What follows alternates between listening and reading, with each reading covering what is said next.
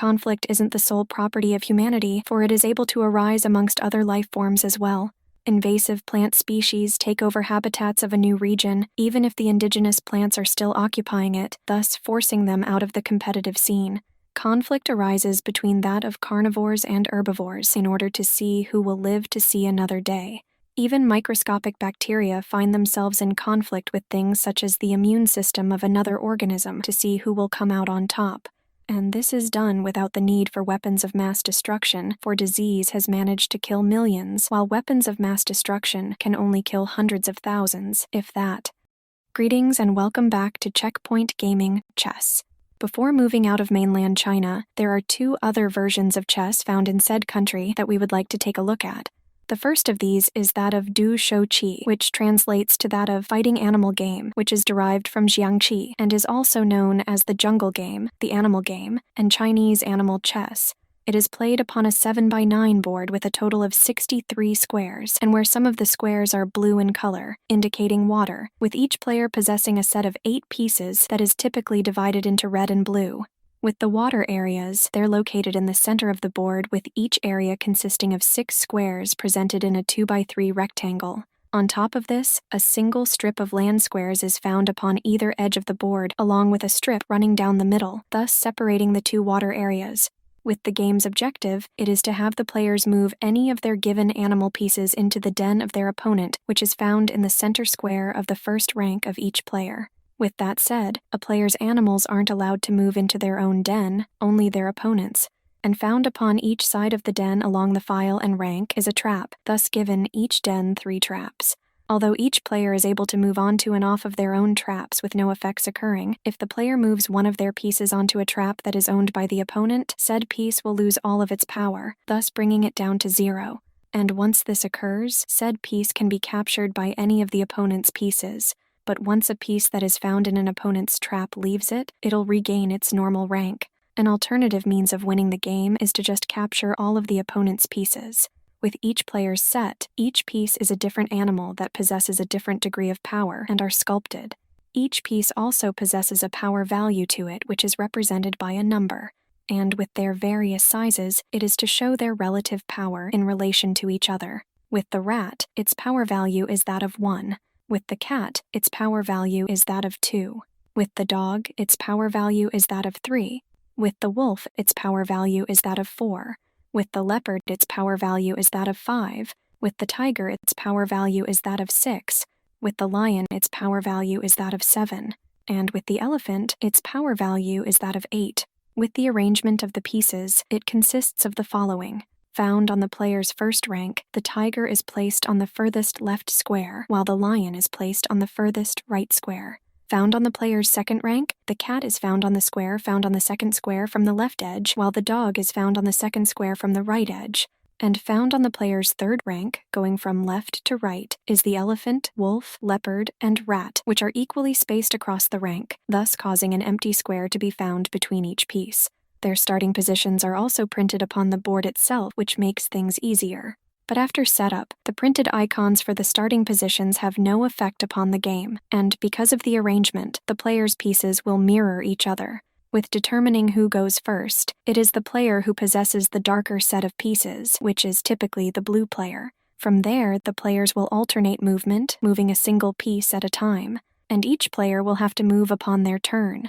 When it comes to actual movement, all of them possess the same movement, although some have special powers connected with them. With the nature of the basic movement, it consists of 1 space found along the file or rank, with no piece being able to move diagonally. When it comes to that of the special powers, they consist of the following. With the rat, although the weakest piece found upon the board, it has the ability to capture the elephant, but the elephant is unable to capture the rat. In addition to this, the rat is the only piece that is able to freely move within the water squares, allowing it to move into and out of it. But with that said, it can't make an attack against the elephant when it is in the water. When it comes to that of the lion and tiger, they can jump over the water, thus causing them to move from one bank to the other, traveling in a straight line when doing so. The lion and tiger are also able to capture when engaging in this movement. But with that said, they can't jump over the rat in this manner when the rat is found within the water between the respective banks. This is true regardless of what color the rat is. When an animal has been captured, the capturing piece is to move onto the square that the captured piece was occupying and a captured piece removed from the game. But with that said, the attacking piece will have to be of equal or greater power than the piece that is being captured. But if the piece that is attempting to capture is less powerful than that of the opponent's piece, then nothing will happen.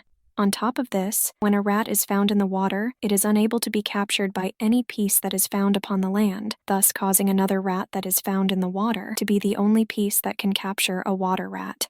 With all of that taken care of, there are a few variants to this given game, and we'll take a look at a few of them here. So we'll leave it up to you on which ones to implement in your given game. Regarding the elephant and the rat, they can attack and capture each other during gameplay. Some people view the dog as being more powerful than that of the wolf, causing the dog to possess a power of 4 while the wolf has a power of 3. Along the same vein, the lion and tiger have equal power, thus allowing these pieces to capture each other, although some have the tiger outranking the lion. So you can't exactly implement both of these tiger-lion variants in the same game. We live on the macro scale, so the quantum mechanics idea that a particle can be in 2 states at once doesn't apply here. With the leopard, it can jump over the water squares, but only along the rank, not the file, due to it being less powerful than that of the tiger and lion.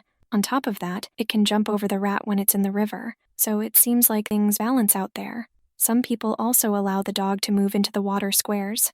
With the traps, a variant causes them to be universal, so if a piece goes into a trap in its own region, then the opponent will be able to capture it, regardless of the power difference.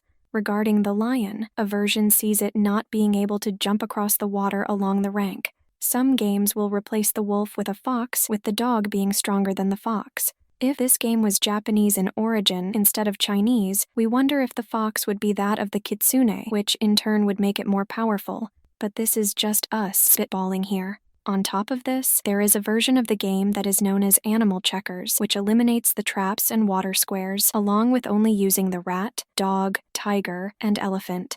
There is also a version where the pieces that are ranked from 1 through 4 are able to move into the trap squares without losing their power ranking. And for those who want to reduce the chance that a game will end up in a draw, the following can be implemented. First, the lion and tiger can jump along the file and are unable to be blocked.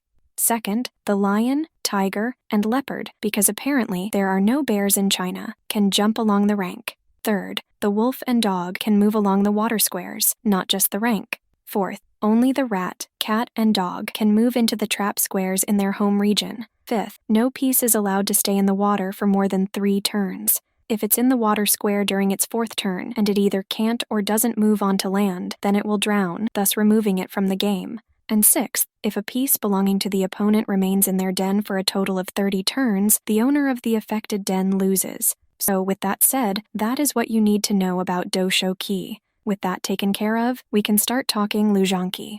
If you liked this episode, feel free to give it a like, and if you want to stay up to date on any future episodes we upload, go ahead and subscribe. You can also support us on Patreon for as little as $1 a month at patreon.com/checkpointgaming. See you in the next episode, and happy gaming.